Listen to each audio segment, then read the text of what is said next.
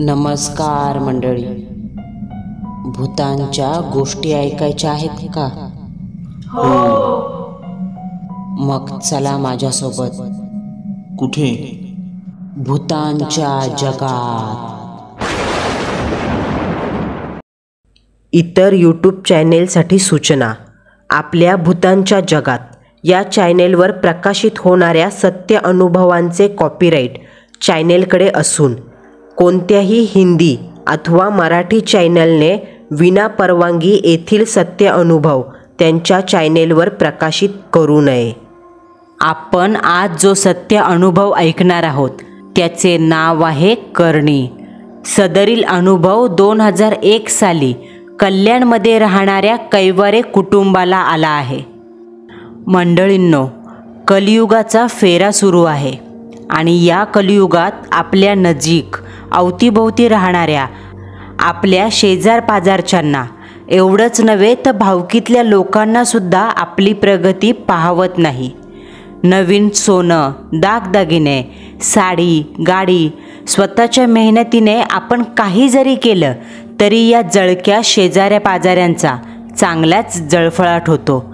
त्यांना आपली त्या कामामागे घेतलेली मेहनत दिसत नाही. दिसतं ते फक्त सुख, पैसा. मग अशी जळणारी माणसं सूड भावनेने समोरच्या कुटुंबावर, त्या माणसांवर करणी, जादूटोणा करतात. त्यांना भिकेला लावण्याकरता, त्यांना दुःखात पाहण्यासाठी या पापी माणसांची वाईट कृत्य सुरू होतात. त्या कुटुंबावर चेडे सोडले जातात. बंगाली करणी, घातपात, जारण मारण केले जाते. मग जो त्रास त्या पापभिरू माणसांना होतो तो फार भयानक असतो. असाच एक अनुभव आपण ऐकणार आहोत. कल्याणच्या राहणाऱ्या अलका भालचंद्र कैवारे यांच्या परिवारासोबतसुद्धा असाच काहीसा प्रकार घडला होता. त्यांच्या परिवारावर बंगाली चेटकिनी मांत्रिकी कर्वे करणी केली गेली होती आणि त्या करणीद्वारे त्यांना काय काय त्रास सहन करावा लागला हे त्यांनी आपल्याला मेलद्वारे कळवलं आहे. तेच आता आपण ऐकणार आहोत. भालचंद्र रविनाथ कैवारे कल्याणचे रहिवासी. पेशाने ते वडापावची गाडी चालवत असत. देवाच्या कृपेने धंदा देखील खूप चांगला सुरू होता. भालचंद्र यांच्या परिवारात अलका कैवारे या गृहिणी आणि एक मोठा मुलगा संकेत, जो 6वीमध्ये शिकत होता, आणि मुलगी प्रिया 2रीमध्ये होती. तर झालं असं, एके दिवशी कैवारे परिवार हॉलमध्ये जेवायला बसले होते. तेव्हाच भालचंद्रराव म्हणाले, अलका, आपला वडापावचा धंदा चांगला जोरात सुरू आहे. 4 पैसे गाठीला राहतात. मग एक होंडा गाडी हप्त्यावर घ्यायचं म्हणतोय. तसंही धंदा चांगला सुरू आहे, हप्ता भरता येईलच. त्यावर अलकाबाईंनी खुशीत मान हलवली. दोन्ही मुलं गाडी येणार हे ऐकून इतकी खुश झाली का जेवणाच्या ताटावरून उठून उड्या मारत आनंद साजरा करू लागली. महिन्याभरानंतर एक चांगला दिवस पाहून भालचंद्ररावांनी होंडा कंपनीची 2 व्हीलर घेतली. संध्याकाळची दिवे लागणीची वेळ होती. भालचंद्रराव गाडी घेऊन त्यांच्या अंगणात आले. अलकाबाई ओवाळणीचं ताट घेऊन होत्या. त्यांनी लाल कुंकवाने गाडीच्या हेडलाईटवर शुभ स्वस्तिक काढलं. मग त्यावर अक्षदा टाकून गाडीला ओवाळलं. आजूबाजूची ओळखीपाळखीची लोक गाडी पाहायला आले होते. भालचंद्ररावांना प्रश्न करत होते, कितीला घेतली, कुठून घेतली, वगैरे वगैरे. भालचंद्ररावांसोबत लोकांच्या गप्पा सुरू होत्या आणि इकडे संकेत व प्रिया त्यांच्या मित्रांना हौशेने गाडी दाखवत होते. अर्ध्या 1 तासाने पेढे वगैरे वाटून झाल्यावर गाडी ओवाळणीचा कार्यक्रम उरकला आणि मग कैवारे कुटुंब जेवण करायला घरात आलं. आज गाडी घेतल्याच्या आनंदात अलकाबाईंनी मटणपुरीचा बेत केला होता. जेवण झाल्यावर भांडी घासून साधारण 11च्या दरम्यान हे कुटुंब झोपी गेलं. मध्यरात्री 2 वाजता शांत आणि निर्विकार हालचाल असलेल्या वातावरणात अंगावर एक घोंगडी पांघरून काळी आकृती कैवारे कुटुंबाच्या अंगणाच्या दिशेने चालत येत होती. त्या आकृतीची चाल अगदी चोर पावलाची. अगदी दबकत दबकत ती आकृती कैवारे कुटुंबाच्या अंगणात पार्क केलेल्या गाडीजवळ आली. त्या आकृतीने आपला हिरव्या बांगड्यांचा हात घोंगडीतून बाहेर काढला. हातातल्या बंद मुठीत एक सफेद कागदाची पुडी होती. बाजूलाच पांढरे पिकलेले केस, टाचण्यांनी भरलेलं लिंबू. त्या आकृतीच्या डोक्यावरून गुडघ्यापर्यंतचं सर्व शरीर घोंगडीने झाकलं होतं. चेहरा दिसणं शक्य नव्हतं. ती आकृती गाडीजवळ आली. पहिल्यांदा हातातली कागदाची पुडी सोडली. त्या पुडीत लाल मातीची भुकटी होती. त्यासहित लाल मातीत काळे मणी मिक्स केले होते. त्या अनोळखी स्त्रीच्या आकृतीने त्या पुडीतील लाल माती गाडीच्या पेट्रोल टँकपासून सीटपर्यंत एका रेषेत ओतली. जे काही 20-30 मोठे सफेद पिकलेले केस होते, त्या आकृतीने त्या सफेद केसांना लिंबूला असलेल्या टाचण्यांना बांधलं आणि तो मंतरलेला लिंबू घेऊन ती आकृती कैवारे कुटुंबियाच्या घराजवळ आली. कंबर वाकवून त्या आकृतीने तो लिंबू दाराच्या चौकटीत ठेवला. आपल्या पायाचे तळवे रागाने दाराच्या उंबऱ्यावर घासले. तोंडातले दात ओठ चावत काहीतरी क्लिष्ट बंगाली मंत्र उच्चारले. दोन्ही हाताची बोटं कडाकडा वाजवत मोडली आणि ती अनोळखी स्त्रीची आकृती आली तशी कोणालाही चाहूल लागून न देता करणीविधी करून निघून गेली. दुसऱ्या दिवशी सकाळी 7 वाजता अलकाबाईंनी घराचा दरवाजा उघडला. तेव्हा त्यांच्या नजरेला दाराच्या बरोबर मधोमध चौकटीत तो लिंबू पडलेला दिसला. त्या पिवळ्या लिंबूमध्ये 4ही बाजूंनी टाचण्या टोचल्या होत्या आणि टाचण्यांना सफेद रंगाचे पिकलेले केस बांधले होते. घडणारा प्रकार न समजायला अलकाबाई काही अज्ञानी नव्हत्या. त्यांना लागलीच कळालं, कोणीतरी भारलेलं लिंबू चौकटीत टाकलंय. पण त्यांना या प्रकरणापासून भालचंद्ररावांना दूर ठेवायचं होतं. कारण जर अलकाबाईंनी हा प्रकार भालचंद्ररावांना सांगितला तर भल्या सकाळीच लोकांना शिव्या द्यायला सुरुवात करतील ते. भालचंद्रराव जरा गरम डोक्याचे होते हे अलकाबाई ओळखून होत्या. म्हणून त्यांनी आतून झाडू आणला आणि झाडूमार्फत लिंबू दरवाजातून दूर भिरकावलं. ते लिंबू जमिनीवरून चेंडूसारखं गरागरा फिरत थेट जाऊन रस्त्याच्या बाजूला एका झाडाखाली पडलं. घरात जाऊन अलकाबाईंनी बादलीभर पाणी आणलं. अलकाबाईंचा बादली धरलेला हात थरथर कापत होता. कोणीतरी आपल्या घरावर काय पिढा थोपवायचा विचार करतोय. कोणीतरी आपल्या वाईटावर उठलं आहे, आपल्यावर करणी झाली आहे, हा विचार करूनच त्यांना भीती वाटू लागली होती.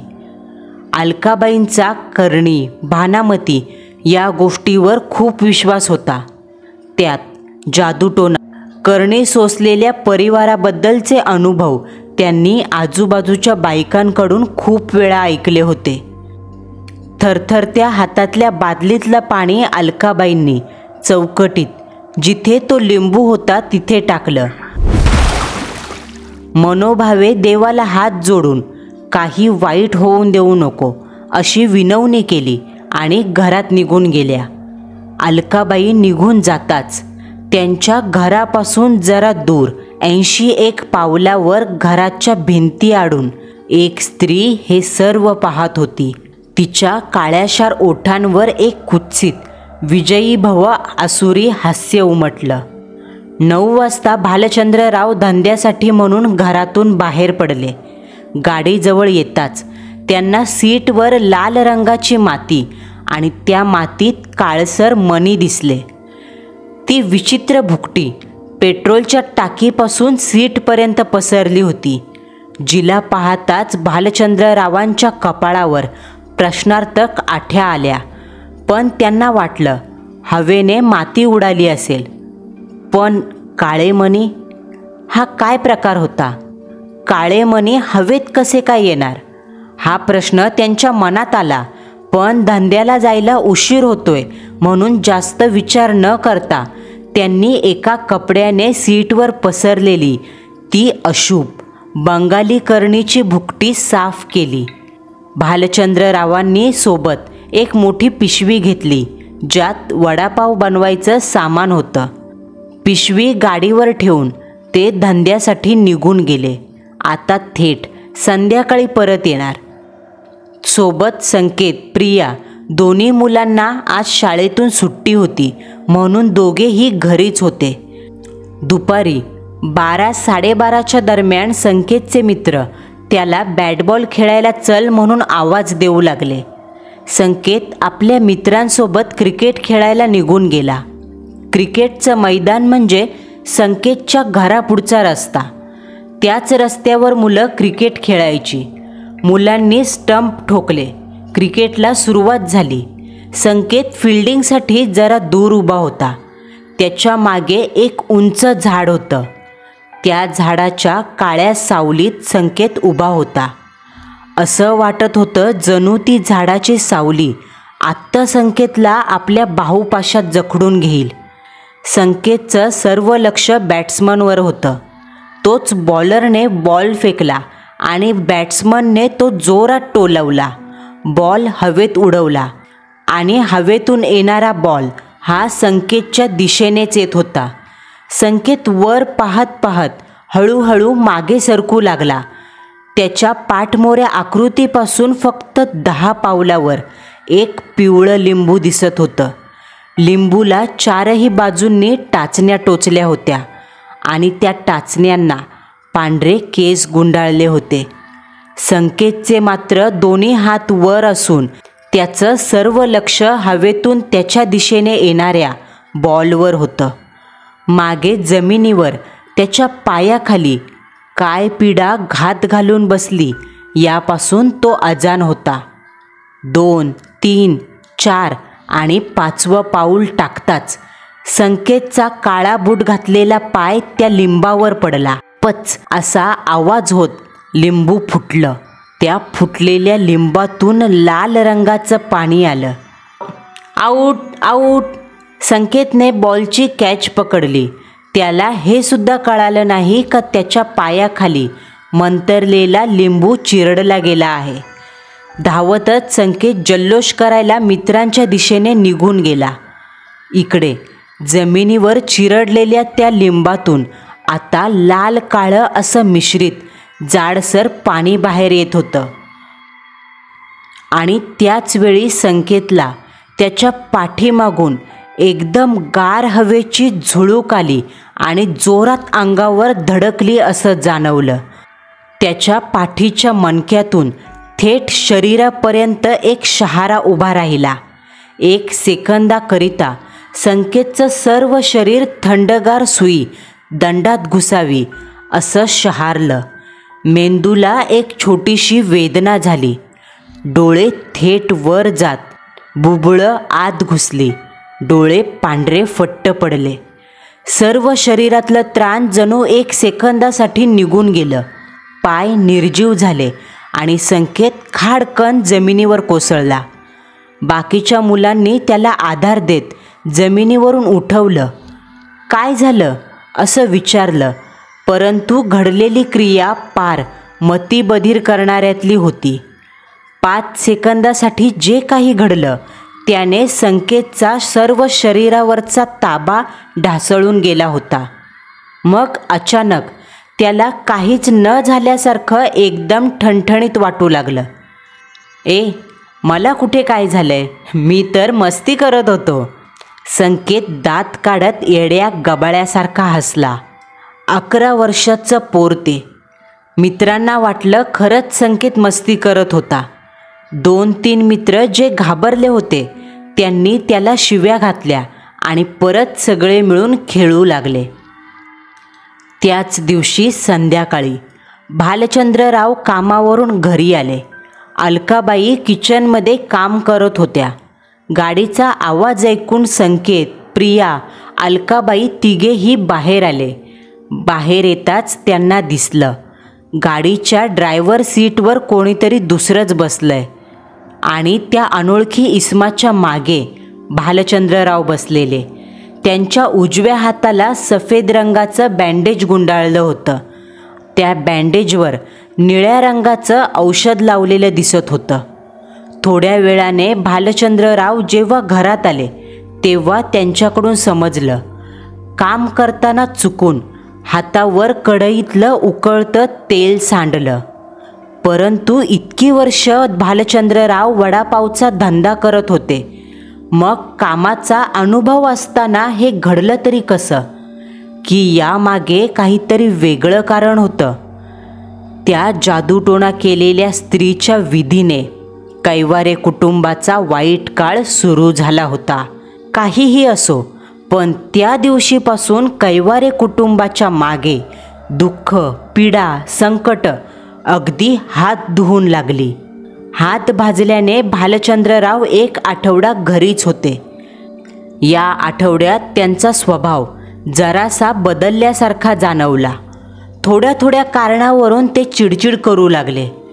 3-4 वेळा तर त्यांनी मुलांवर अगदी छोट्याशा कारणावरून हात देखील उचलला. त्यात अलकाबाई आणि भालचंद्ररावांचं सतत भांडण व्हायचं. घरातल्या वातावरणात नैराश्य दिसून यायचं. देवाऱ्यातला दिवा लावायला मनात प्रसन्नता जाणवत नव्हती. आठवडाभरानंतर भालचंद्रराव पुन्हा धंद्यावर गेले, परंतु पहिल्यासारखा धंदा आता काही चालत नव्हता. गिरायकांनी जणू पाठच फिरवली. हळूहळू धंद्याला उतरती कळा लागली. नफा होण्याऐवजी तोटा होऊ लागला. धंदा अगदी इतका मंदावला का 4 महिन्यातच गाडीचा हप्ता थकला. शेवटी हप्त्याचे पैसे भरायला जमले नाही, म्हणून बँकवाले गाडी उचलून घेऊन गेले. अजून 2 महिन्यांनी भालचंद्ररावांचा वडापावचा धंदा पैशाच्या कमतरतेमुळे आणि सतत होणाऱ्या तोट्यामुळे बंद करावा लागला.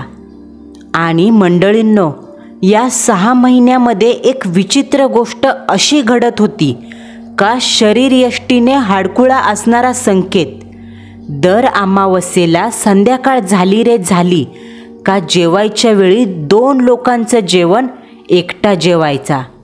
खाताना तो भात मूठ भरून तोंडात कोंबायचा.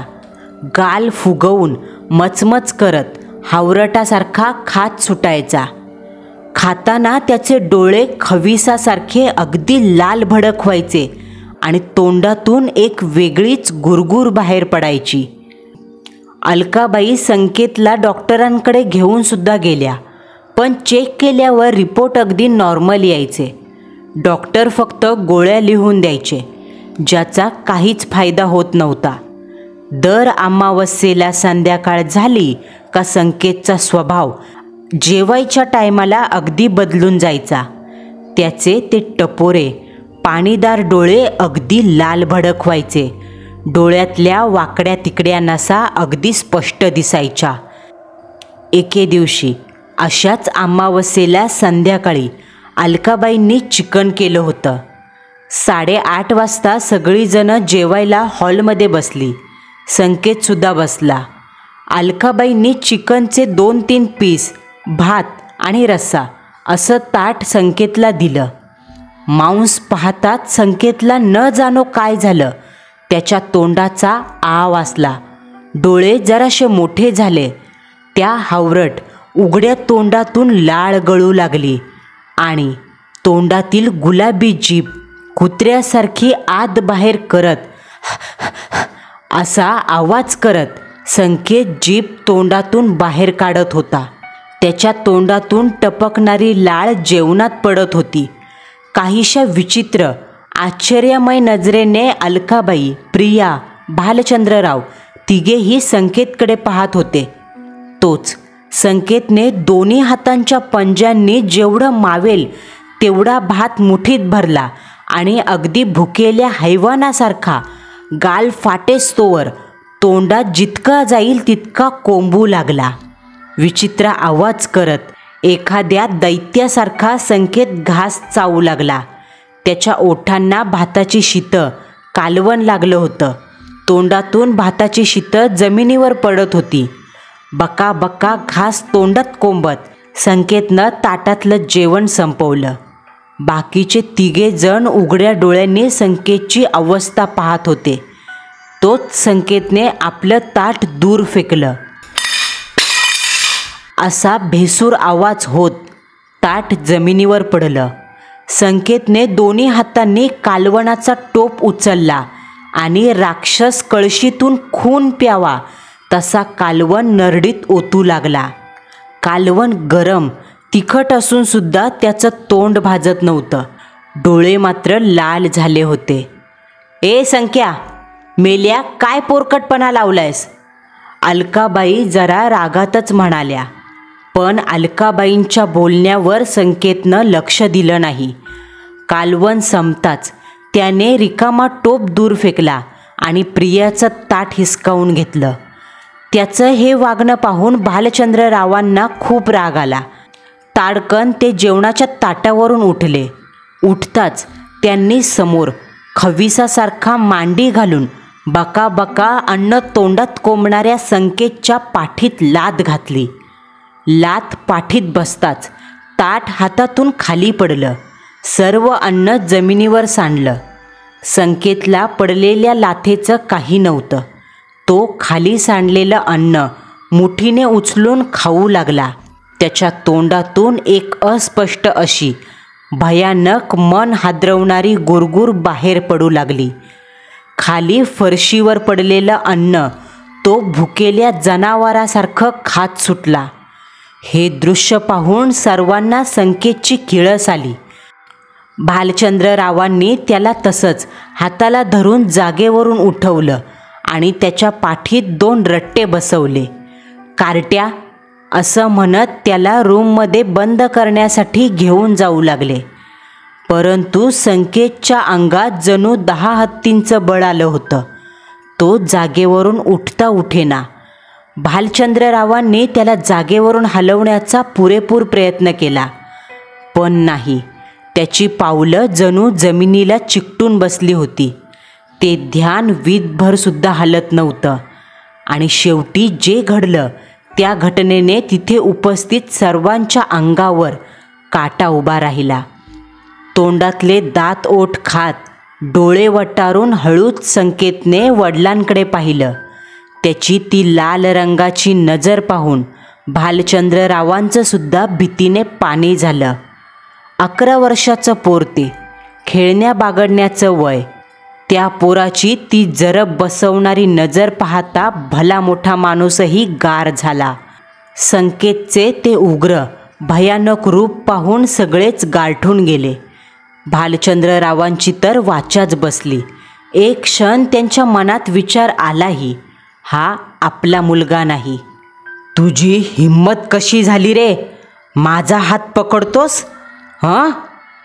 11 वर्षाच्या संकेतच्या तोंडातून एक पुरुषी आवाज बाहेर आला. बोलताना त्याच्या चेहऱ्यावरची कातडी सुरकुतल्यासारखी झाली.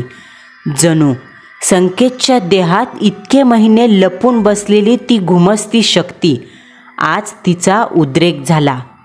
माझ्या नादी लागू नको, नाहीतर तुझ्या पोरालाच खाईल, समजलास काय? संकेतच्या तोंडातून पुन्हा पुरुषी आवाज बाहेर पडला आणि पुढच्या क्षणाला त्याची शुद्ध हरपली. तो जमिनीवर कोसळला. घडलेला प्रकार पाहता लहानगी प्रिया फारच घाबरली. भीतीने तिचं सर्व शरीर थरथरत होतं.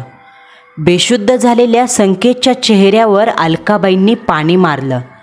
पाणी मारताच तो झोपेतून उठावा तसा डोळे चोळत उठून बसला. काही वेळा अगोदर जे काही घडलं त्या प्रसंगाचे भाव त्याच्या चेहऱ्यावर बिलकुल दिसत नव्हते. जणू काही झालंच नाही. आता काही वेळा अगोदर पाहिलेला त्याचा रागीट सुरकुतलेला चेहरा, लाल डोळे, सर्व काही बदललं. आता अलकाबाई आणि भालचंद्रराव दोघांसमोर जणू खरा संकेत उभा होता. आणि काही वेळा अगोदर संकेतच्या शरीरात दुसरंच कोणीतरी अवतरलं होतं. हा विचार मनात येताच दोघांचे धाबे दणाणून उठले. त्या रात्री कोणाच्याही घशाखाली अन्नाचा कण उतरला नाही. झोप लागणं तर दूरच. रात्रीची 12:30ची वेळ झाली. अलकाबाई आणि भालचंद्रराव दोघेही टक्क जागे होते. गेल्या 6 महिन्यात त्यांच्यासोबत इतक्या काही विलक्षण घटना घडल्या का भालचंद्रराव अक्षरशः रडायला लागले. आता त्यांची हिंमत पार ढासळून गेली. भालचंद्ररावांचा रडण्याचा आवाज ऐकून अलकाबाईंनी त्यांना काय झालंय, का रडता असं विचारलं. तेव्हा त्यांनी आपल्या बायकोसमोर गेल्या 6 महिन्यात जे काही घडलं त्या भावना थोडक्यात का असेना पण सांगितल्या. आपल्या नवऱ्याला असं रडताना पाहून अलकाबाई देखील भावूक झाल्या आणि अचानक त्यांच्या स्मृतिपटलावर ती गोष्ट आली.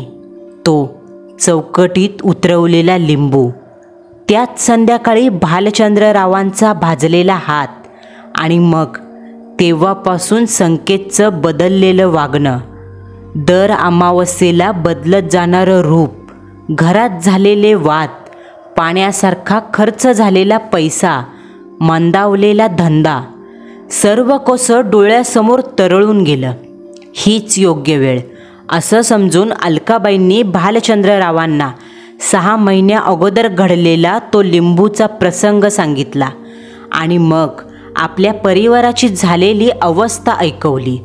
हे ऐकताच भालचंद्ररावांना देखील 6 महिन्या अगोदर सकाळच्या दिवशी गाडीवर पडलेली ती लाल माती आणि ते काळे मणी ही हकीकत लक्षात आली. दोघांनाही कळून चुकलं, आपल्यावर करणी झाली आहे. अलका, माझ्या मित्राच्या ओळखीत एक बदलापूरचा भगत आहे. आपण एक काम करू, उद्याच त्यांना भेटायला जाऊ, भालचंद्र म्हणाले आणि मग दोघेही झोपले.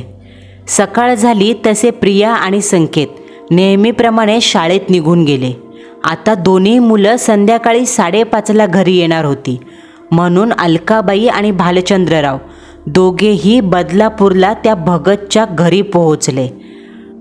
घर कसलं, 2 खोल्या, हॉल आणि स्वयंपाकघर, आणि हॉलमध्येच एक मोरी होती. भिंतीजवळ एक गादी ठेवली होती. त्या गादीवर एक टकला 70 पार केलेला म्हातारा बसला होता. कमरेखाली एक भगवी लुंगी सोडली तर सर्व अंग उघडं होतं. त्याचा एक डोळा काळा तर दुसरा डोळा पूर्ण पांढरा होता. हॉलमध्ये जेमतेम 7-8 माणसं बसली होती. प्रत्येकजण आपापलं दुःख, पीडा त्याला सांगत होते. प्रत्येकाची व्यथा ऐकून भगत उपाय सांगायचा आणि मग ती पीडाग्रस्त माणसं त्यांच्या इच्छेने दक्षिणा देऊन नमस्कार करून निघून जात असत. अर्ध्या तासाने अलकाबाई आणि भालचंद्रराव दोघांचा नंबर आला. दोघेही भक्त्याच्या पुढे येऊन बसले. भक्ताने विचारताच भालचंद्ररावांनी आपली सारी राम कहाणी ऐकवली. त्यावर भक्ताने फक्त मान डोलवली आणि डोळे बारीक करून त्यांच्याकडे पाहिलं. कुणावर संशय, भांडण? भक्त्याच्या या वाक्यावर भालचंद्ररावांनी कोणावरही संशय नाही, आम्ही कधी कुणाचं वाईट केलंच नाही असं म्हटलं. त्यावर भगत म्हणाला, अरे, आपण कितीही चांगले वागलो तरी जग काही सुधरत नाही. हे पहा कैवारे, तुम्ही सांगितलेल्या हकीकतीनुसार कोणीतरी जळतंय तुमच्यावर. त्या जळकुट्यानेच तुमच्या घराला बंगाली करणी बांधून घेतली आहे आणि जो लिंबू चौकटीत मांडला होता तो तुम्ही जमिनीत पुरायचा सोडून झाडूने दूर फेकला. त्याच लिंबाला नक्की तुझ्या पोरानं चिरडलंय आणि आत असलेली बंगाली कुरडू नामक पिशाच्च शक्ती आता तुझ्या पोराला धरून बसली आहे. हा पिशाच्च दर अमावस्येला जागा होतो आणि तुझ्या पोराच्या अंगात येऊन जे मिळेल ते भुजंगासारखं गिळतो. कालही अमावस्या होती आणि जेवणात मांस असल्याने ती शक्ती चवताळली. आता एक काम करा, उद्या वापस या आणि हो, येताना घराच्या 4ही भिंतींच्या खालची जमिनीवरची माती आणा. सोबत पोराला घेऊन या. उद्या विधी करावा लागेल असं भगतने सांगितलं. भक्त्याला हात जोडून दक्षिणा ठेवून दोघेही पुन्हा घरी आले आणि सांगितल्यानुसार दोघांनीही पुढच्या दिवशी संकेतला शाळेतून सुट्टी घ्यायला सांगितली व तिघेजण पुन्हा बदलापूरला त्या भगतकडे आले. येताना त्यांनी घराच्या चारही भिंतींखालची माती घेतली. हे तिघेजण भक्त्यासमोर बसले. भगतने एक कटाक्ष संकेतवर टाकला. तशीच संकेतने झटकन आपली नजर बाजूला केली. भगत डोळे वटारून संकेतकडे पाहत होता, पण संकेतने मात्र मान उजव्या बाजूला फिरवली. भगतने 4 उदबत्त्या हातात घेतल्या. त्या पेटवल्या. हळूहळू त्या उदबत्त्यांमधून सफेद रंगाचा सुगंधित धूर बाहेर पडू लागला आणि त्या धुराचा वास जसा संकेतच्या नाकात घुमला तसं संकेतचं सर्व शरीर कंपन पावू लागलं. पाय बसल्या अवस्थेत थरथर करू लागले. डोळे विस्पारले. कपाळावर घामाचे द्रवबिंदू जमा झाले. हाताची बोटं थरथरू लागली. मान एका ठराविक रेषेत हलू लागली. खोलीत पसरलेल्या सुगंधित उदबत्तीचा वास आता घाणेरडा झाला. उदबत्तीचा वास जसा घाणेरडा झाला तसं भक्त्याने भालचंद्रराव आणि अलकाबाई दोघांनाही संकेतपासून दूर व्हायला सांगितलं. ते दोघेजण उठले आणि जरा दूर जाऊन उभे राहिले. संकेतच्या तोंडातून एक विचित्र आवाज बाहेर पडू लागला. दोन्ही पाय त्याने पोटाशी आणले. गुडघ्यावर हात ठेवून संकेत मागे पुढे झुलू लागला. भगत हळूच जागेवरून उठला. त्याने बाजूच्या भांड्यातून सफेद रंगाची राख उचलली आणि त्या राखेने संकेतच्या 4ही दिशेला एक वर्तुळ आखलं. वर्तुळ आखून झाल्यावर भगत पुन्हा गादीवर येऊन बसला. इकडे संकेतचे आई वडील लांब उभं राहून सारा प्रकार आश्चर्याने पाहत होते. कोण आहेस तू? कुठून आलायस? भगतने जरब ठेवत विचारलं. संकेतला झपाटलेलं ते ध्यान अद्याप मागे पुढे करत झुलत होतं आणि त्याची ती शून्य भावनारहित नजर भक्त्याला पाहत होती. बोल नाही तर चापकाचे फटके देईन, भगत जरा रागात म्हणाला. पण संकेतच्या देहात घुसलेली ती शक्ती अद्याप शांत होती. असं आहे तर म्हणजे मालकानं तोंड उघडायला मनाई केली आहे काय? भगत म्हणाला. त्यावर संकेत दात विचकत हसू लागला. तसा भगत पुन्हा उठला. त्याने मोरीत जाऊन एक गोल टोप आणला. त्या टोपात पाणी होतं. टोप खाली ठेवून भक्त्याने संकेतच्या डोक्यावरचे 2 केस उपटले आणि पाण्यात टाकले. मग भालचंद्ररावांनी सोबत आणलेली घरच्या 4ही दिशेची माती हळूहळू त्या टोपात टाकली. पाहता पाहता पाणी बुडबुड आवाज करत उकळू लागलं आणि त्या उकळत्या पाण्यातून सफेद रंगाचा धूर निघू लागला. भगतने वाकून पाण्यात पाहिलं. वर सामान्य मानवाला जरी ते पाणी उकळतं दिसत असलं तरी भगतला त्या पाण्यात भूतकाळात घडून गेलेली एक घटना दिसत होती. 6-7 महिन्या अगोदर जे काही काळं कृत्य त्या अनोळखी स्त्रीने केलं होतं ते सर्व काही भगताला दिसू लागलं आणि काही वेळाने सर्व हकीकत कळताच भक्ताने त्या पाण्यात पेटलेल्या उदबत्त्या टाकून दिल्या. काही वेळाने ते उकळणारं पाणी पुन्हा थंड झालं. भक्त्याने बाजूचं एक दांडूक घेतलं. दांडकाला काळ्या रंगाचा धागा बांधला. त्यावर एक चंद्रकोर बांधली होती आणि त्याने 3-4 धपाटे संकेतच्या पाठीत बसवले. प्रत्येक धपाट्यावर संकेतच्या आत दबा धरून बसलेली ती शक्ती भयंकर अशी किंकाळी देत ओरडत होती. दांडकाच्या प्रत्येक धपाट्यावर संकेतच्या पाठीतून जणू धूर निघतोय की काय असं वाटायचं. शेवटी दैवी शक्ती पापी शक्तीवर वरचढ ठरली. संकेतच्या अंगात दबा धरून बसलेलं ते ध्यान चिरकस आवाजात म्हणालं, सांगतो भट्या, कोण आहे सगळं सांगतो, मारू नकोस. आवाजात वेदना जाणवत होती. इकडे स्वतःच्या मुलाचे होणारे हाल पाहून अलकाबाई आणि भालचंद्ररावांच्या डोळ्यातून अश्रू वाहू लागले. या दोघांवर यांच्या घराच्या बाजूला राहणाऱ्या माणसानं करणी केली आहे. त्या माणसानं बंगालीन चेटकीबाईला सांगून यांचं घर बांधलंय. यांना पार भिकेला लावायचा हेतू आहे त्याचा. कोण आहे तो माणूस? नाव सांग, बोल, नाव घे त्याचं. भगत त्या ध्यानाच्या अंगावर जात ओरडला. भगतचा आवाज ऐकून संकेतच्या आत घुसलेलं ते ध्यान दचकलं आणि म्हणालं, नाही, नाव सांगू शकत नाही, नाहीतर मी मारील ती मला. संकेतचं सर्व शरीर झटका बसत खाली कोसळलं. जणू त्याच्या शरीरात घुसलेली ती शक्ती निघून गेली. वाईट शक्ती निघून जाताच अलकाबाई आणि भालचंद्रराव दोघांनाही भगत जवळ बोलवलं. हे पहा कैवारे, तुमच्यावर बंगाली करणी केली गेली. तुमची चौकट एका बंगाली चेटकिनीने बांधून ठेवली आहे आणि जोपर्यंत दाराची चौकट बांधली तोपर्यंत दाराचा उंबरठा ओलांडून पैसा, यश, सुख कुठलीच गोष्ट घरात येणार नाही.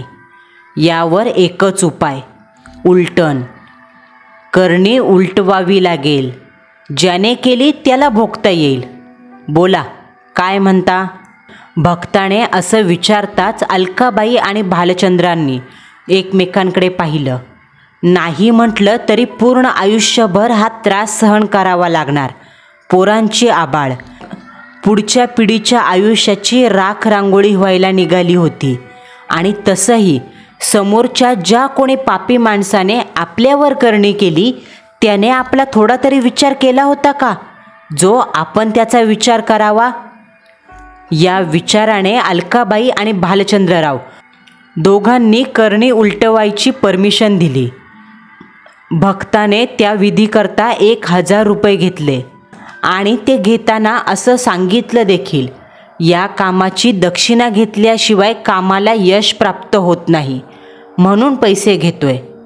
हे पहा, आता तुम्ही या. मी रात्री करणी पलटवील आणि त्यावेळेस घरात काही जरी झालं, भिंतीला तडा जाईल, आरसा फुटेल, एखादी वस्तू फुटेल, जर असं काही झालं तर समजा करणी उलटली. आणि जर यातलं काही झालं, येत्या अमावस्येला तुमच्या आजूबाजूला कोणी वारलं, तर समजायचं तोच तुमचा शत्रू होता. भक्त्याचे हे बोल ऐकून कैवारे कुटुंब जायला निघालं. जाता जाता भक्ताने एक काळा धागा संकेतच्या दंडाला आणि गळ्याला बांधला. हा धागा महिनाभर काढू नका असं सांगितलं. भक्ताला हात जोडून कैवारे कुटुंब पुन्हा कल्याणला परत आलं. भक्ताने सांगितल्यानुसार मध्यरात्रीच्या वेळेस कोण जाणो कसं पण घराच्या भिंतीला तडा गेला. हा तडा गेला म्हणजे मोठ्या करणीला भक्त्याने पलटवलं.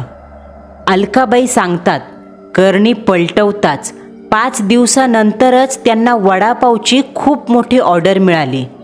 ज्या ऑर्डरमधून मिळालेल्या पैशातून त्यांनी पुन्हा वडापावचा धंदा सुरू केला. धंद्यात हळूहळू का असेना पण यश मिळत गेलं. आणि बरोबर महिन्याभरानंतरच्या आलेल्या अमावस्येला एक भयानक गोष्ट घडली. कैवारे कुटुंबाला सुतक पडलं. कारण भालचंद्ररावांच्याच भावकीतील मानलेल्या काकांचं अकस्मातरित्या निधन झालं. त्यांच्या मृत्यूनंतर 13व्या दिवशी एके रात्री ते मृत काका भालचंद्ररावांच्या स्वप्नात आले आणि त्यांनी स्वतः कबुली दिली, मीच तुझ्यावर करणी केली होती. भालचंद्ररावांनी ही हकीकत जशीच्या तशी दुसऱ्या दिवशी अलकाबाईंना सांगितली. जे ऐकून त्यांना राग, संताप उफाळून आला आणि त्यासहित आपण किती मोठ्या संकटातून सुटलो याची जाणीव झाली. मंडळींनो, आपला आजचा थरारक अनुभव तुम्हाला कसा वाटला हे कमेंट बॉक्समध्ये कळवायला विसरू नका. पुन्हा भेटू. नवा सत्य अनुभव, नवा थरार.